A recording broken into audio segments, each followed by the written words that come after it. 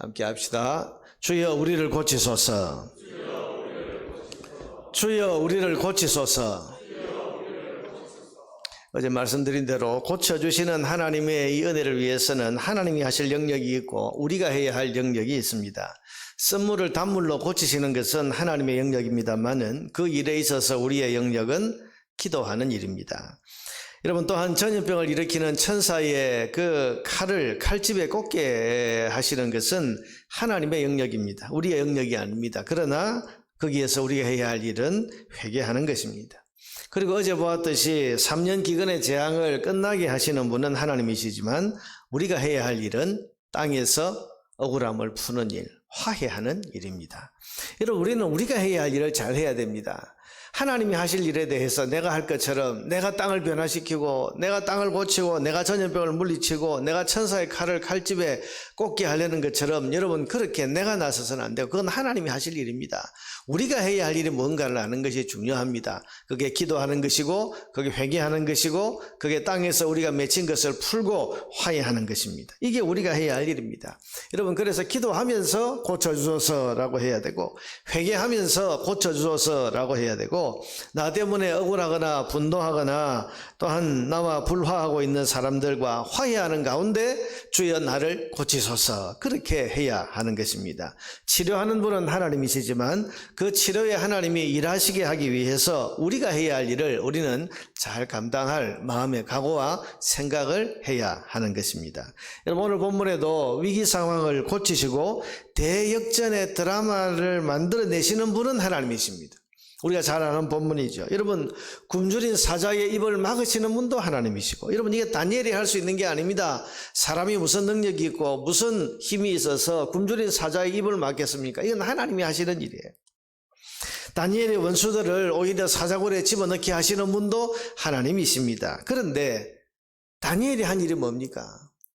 그래서 놀랍게도 오늘 본문에 보면 감사였습니다. 오늘 본문을 다시 읽어보면 다니엘이 이 조서에 왕의 도장이 찍힌 것을 알고도 자기 집에 돌아가서는 윗방에 올라가 예루살렘으로 향한 창문을 열고 전에 하던 대로 하루 3번씩 무릎을 꿇고 기도하며 그의 하나님께 감사하였더라.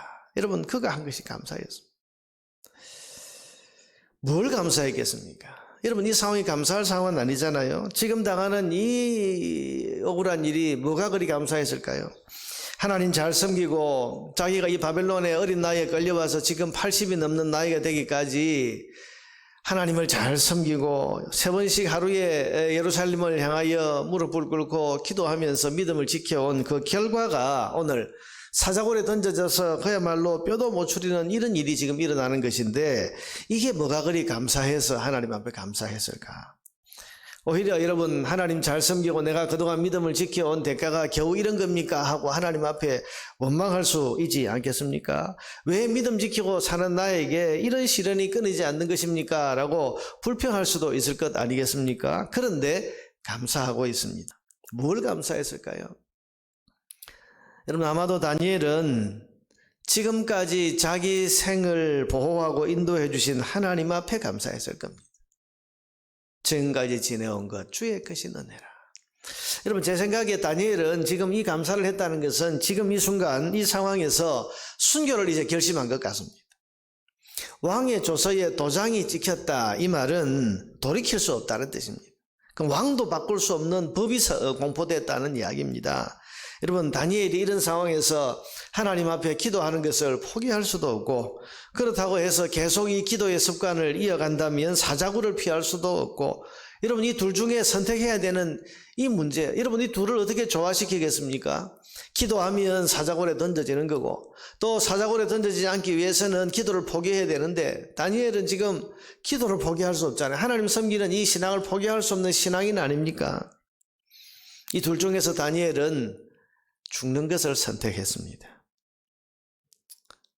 내가 이제 드디어 순교할 때가 됐구나. 이제는 내가 생을 마감해야 될 때가 됐구나.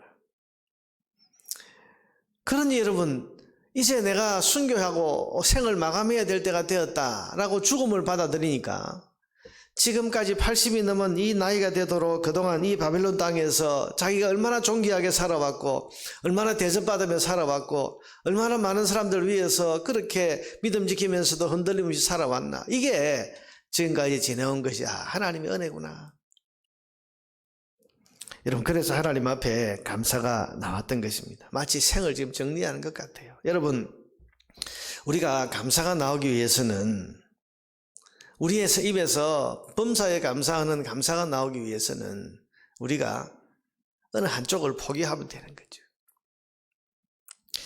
우리가 하나님 섬기는 신앙과 세상이 충돌할 때 우리는 자꾸만 어떻게 좀 피해볼까, 어떻게 이런 위기를 모면해볼까 라고 생각을 하는데, 여러분, 다니엘처럼 순교할 각오를 하면 그리스도인으로서 선택하고 사는 것이 쉬워집니다. 여러분, 돈이냐 하나님이냐, 내가 돈을 벌자고 하니까 하나님이 걸리고 하나님 섬기자고 하니까 돈을 잃어야 되고, 여러분, 이 가운데에서 여러분 고민하는 것이 아니고 이 가운데서 내가 가난해지는 것을 선택하고 각오하면 선택이 쉬워집니다. 명예를 얻을 것이냐 하나님을 내가 따를 것이냐 이렇게 고민할 때에 내가 유명해지는 것을 포기하면 선택이 쉽습니다. 여러분, 지금 동성애법이나 낙태법, 차별금지법 같은 것들이 통과되면 앞으로 목사님들의 설교 시간에 그게 나쁘다고 그렇게 설교를 하면 고발을 당하거나 벌금을 문다는데 이거 어떡합니까? 라고 걱정하는 분들이 많습니다. 그런데 선택은 간단합니다. 고발 당하면 되고 벌금을 물면 되고 감옥에 들어갈 각오를 하면 됩니다. 그걸 안 하려고 하니까 마음에 지금 고민이 있고 갈등이 있는 거지. 여러분, 내가 고발을 안 당하고 내가 벌금도 안 물고 내가 감옥에 들어갈 생각도 안 하고 내가 고난받을 생각을 안 하니까 이게 자꾸 복잡해지고 선택하는 것이 어려워지는 거지. 그걸 그대로 당할지언정 나는 바른 진리를 선포하는 것을 포기할 수 없다. 나는 하나님을 선택한다. 여러분, 이렇게 마음 먹으면 어려울 게 하나도 없는 겁니다. 오늘도 여러분 비바람이 불어요. 특별 새벽 기간이 되면 날씨에 굉장히 예민해지는데 이번에는 참 날씨가 참 좋고 따뜻하다. 어제도 예배를 드리면서 이제 그런 이야기를 했는데요. 밤사이에 비바람이 확 몰아치는데 걱정이 되잖아요.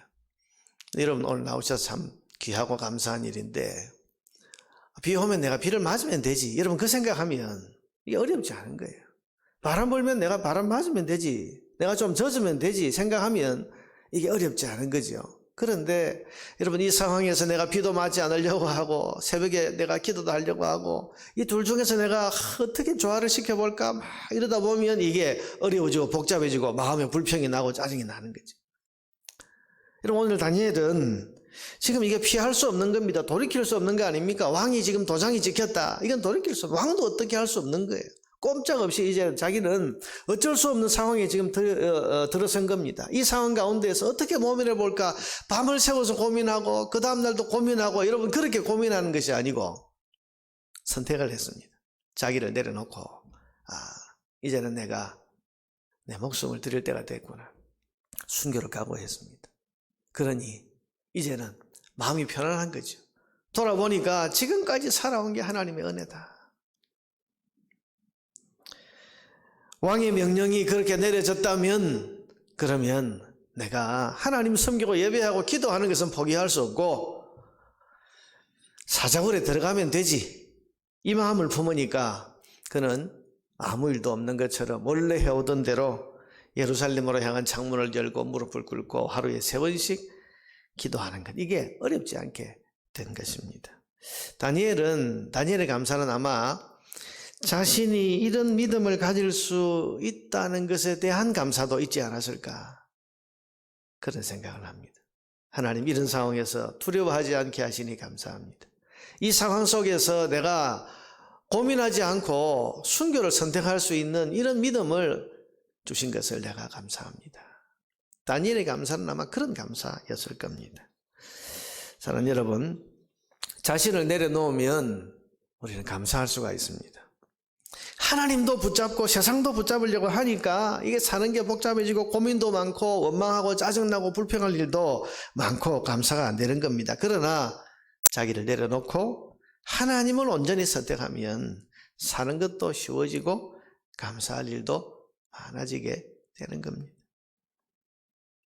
오늘 새벽에도 우리 장로님 기도하는데, 하나님, 연초부터 코로나가 이 땅에 임해서 많은 고통을 받고 어려움을 한 해 동안 겪었는데 그래도 한 해를 지금까지 잘 살아올 수 있도록 해주셔서 감사합니다. 그럼 감사가 나오잖아요.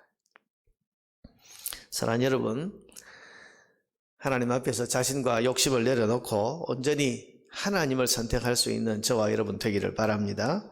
그럴 때 우리가 모든 상황에서 감사할 수 있습니다. 오늘 다니엘의 감사가 바로 그런 것입니다. 근데 놀라운 것은 이때부터 하나님께서 이 위기 상황을 고쳐주시기 시작한다는 사실입니다. 19절부터 보면요. 이튿날에 왕이 새벽에 일어나 급히 사자굴로 가서 다니엘이 든 굴에 가까이 이르러서 슬피 소리질러 다니엘에게 묻되 살아계시는 하나님의 종 다니엘아 네가 항상 섬기는 내 하나님이 사자들에게서 능히 너를 구원하셨느냐 하니라. 다니엘이 왕에게 아뢰되 왕이여 원하건대 왕은 만수무강하옵소서.